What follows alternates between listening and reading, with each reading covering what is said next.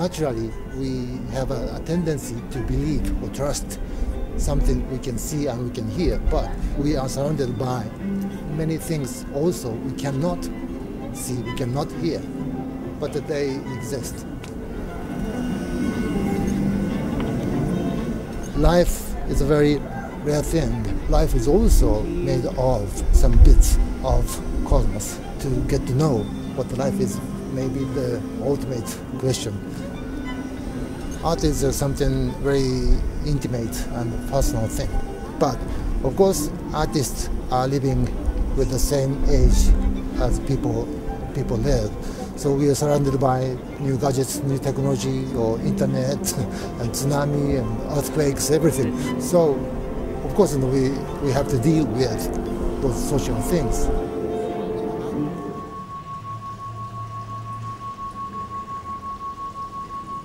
So now we live in a time where we have these digital devices and technology is omnipresent. It's absolutely everywhere. We just notice it more because there's more of it.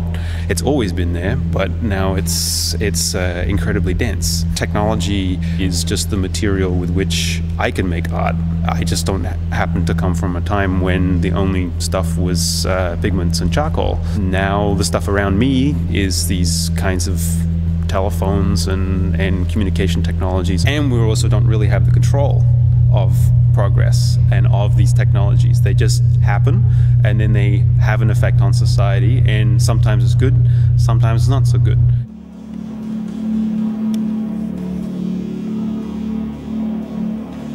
Il rapporto fra il materiale e l'immateriale deve sempre mantenere un equilibrio, secondo me, sano. L'idea di essere completamente nell'immateriale c'è la perdita del corpo. Io che lavoro molto sull'idea del corpo mi interessa proprio questo limite. Non credo che sia molto sano perdere completamente l'immaterialità.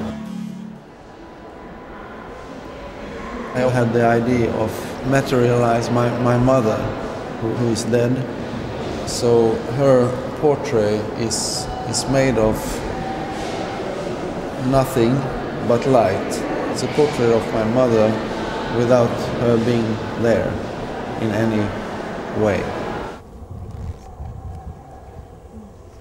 When people are wearing the glasses inside the AV, they get stereoscopic, so 2 eyes, depth perception. We can sort of build complete virtual environments around people. It's like the most expensive candle flame you've ever seen. The trick is there's always the technology and the people, and what we work in is trying to bring the two together so that we can show things to people in as natural a way. And I think that gap will get smaller as the years go on.